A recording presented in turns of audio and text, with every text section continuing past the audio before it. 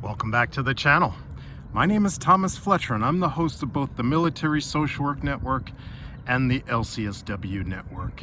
If you're new to both of my channels, please do me a favor by smashing that like button, by subscribing to the channels, and by sharing this video with your social work colleagues and friends. The purpose of both of these channels is to create a community of hope and support where social workers can come for relevant news, information, and inspiration. Welcome back to our Ask a Military Social Work series. So this will be an introduction to military social work, and the specific question that we will answer in this video today is, how can I serve as a military social worker? So if you are new to my channel, just a little background about who I am. And you can feel free to reference earlier videos on both channels, the Military Social Work Network and the LCSW Network. But I did cover this topic 4 or 5 years ago, so I thought it would be time to revisit this introduction to military social worker and all of the different ways that one can serve as a military social worker. There are many pathways. There are so many pathways and so many jobs where you can serve as a military social worker in both the civilian sector as well as the uniformed sector. So we're gonna explore, and I've identified at least 14 different ways that one can serve as a military social worker. So again, this is going to be an introductory video. I will do my best to cover all of them, but again, this is an introductory, and I can make future videos where I do deeper dives into each of these 14 pathways. So the first pathway that I've identified as a way to serve as a military social worker is as a civilian social worker in the Department of Veteran Affairs.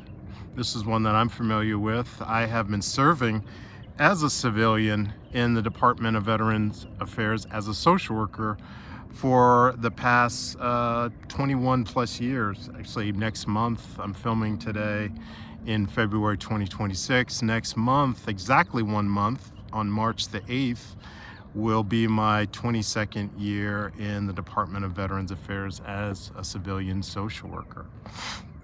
So I would say this is the easiest way, the way with the least barriers to entry.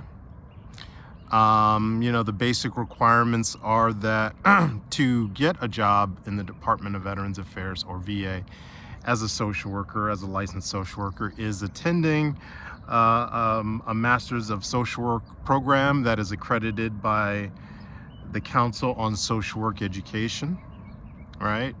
Completing that program and then applying for positions, applying for those GS-9 positions as an entry-level social worker.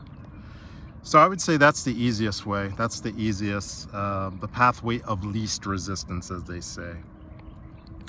The next pathways that I've identified are civilian social work positions in the Department of Defense or Department of War. And these would be, pathway number 2 would be applying for civilian social work jobs in the Department of the Army. Pathway number 3, applying for those civilian social work jobs in the US Air Force, right? Pathway number 4, applying for those civilian social work jobs in the Department of the Navy or the US Navy, right? Pathway number 5, okay, so now we are transitioning from civilian social work practice to uniformed military social work practice. So pathway number 5 would be applying for first of all, joining active duty, speaking to a recruiter, an active duty recruiter who specializes in healthcare professional recruitment, and applying for either direct commission, social work uniform job in the U.S. Army. Okay, that's pathway number 5, Army active duty social work. Pathway number 6 would be doing the same thing, but applying for an active duty position as a social worker in the U.S. Air Force. Again, talking to a recruiter, a U.S. Air Force recruiter, specializes in healthcare professional recruitment. All right. Pathway number 7, similar, but you'd be applying for active duty social work position in the U.S. Navy. Okay. Pathway number 8. So now we've gone from, we've done civilian, we've done active duty, now we're going to transition to reserves. So pathway number 8, applying for U.S. Army Reserve social work position. Again, speaking to a recruiter, an Army recruiter who specializes in Army Reserve healthcare professionals, and going that route. Pathway number 9, speaking to a U.S. Air Force Reserve recruiter, again, specializing in healthcare professional recruitments, and joining the Air Force Reserves as a social worker. Pathway number 10, U.S. Naval Reserves, again, signing up. One thing that, here's a little commentary from my own experience of applying for. Again, I shared that I've been serving in the Department of Veterans Affairs as a civilian social worker for almost 22 years. And I have been serving as a social worker in the reserve component of the U.S. Army for over 14 years. Initially joining the Army National Guard, which we haven't talked about yet. So I joined the Army National Guard over 14 years ago as a social worker, and about 3 years ago I transferred from the Army National Guard to the U.S. Army Reserves as a social worker. Okay.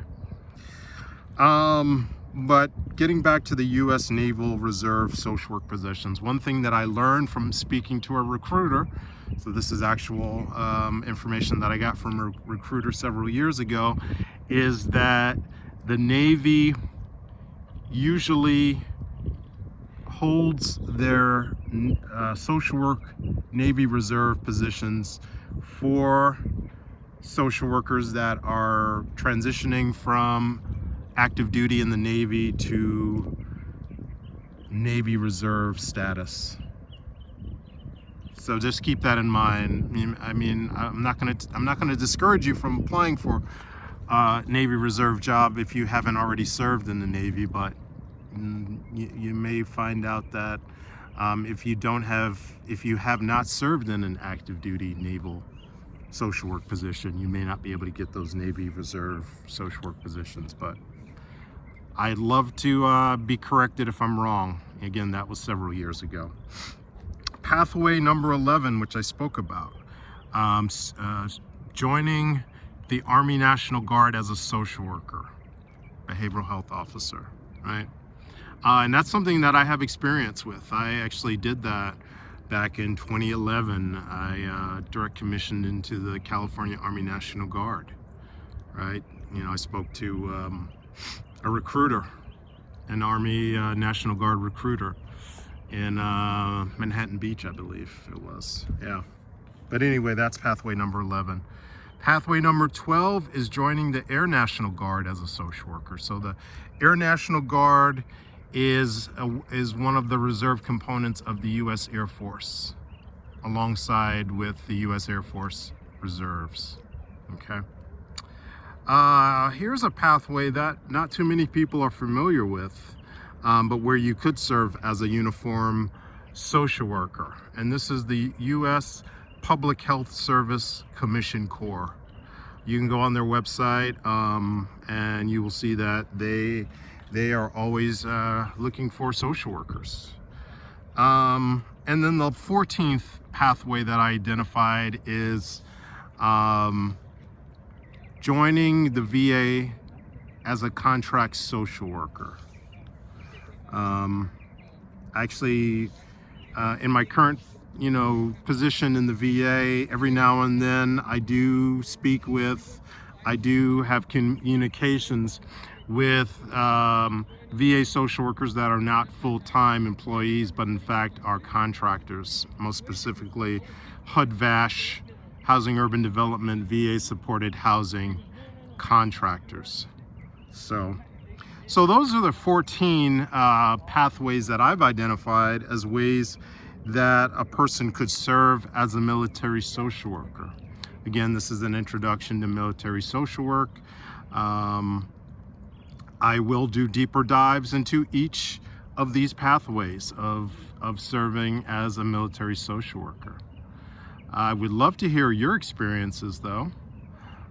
Again, I've only served in 2 reserve components of the U.S. Army. I've served in the Army National Guard, and I'm currently serving as a social worker in the U.S. Army Reserves. All right, so I'm going to stop right there, but I want to thank you all for watching this video. For all the social workers and other licensed mental health professionals, thank you for the work that you do every day. For your clients, for your agency, and for the profession. Please continue to support each other and yourselves. Bye for now.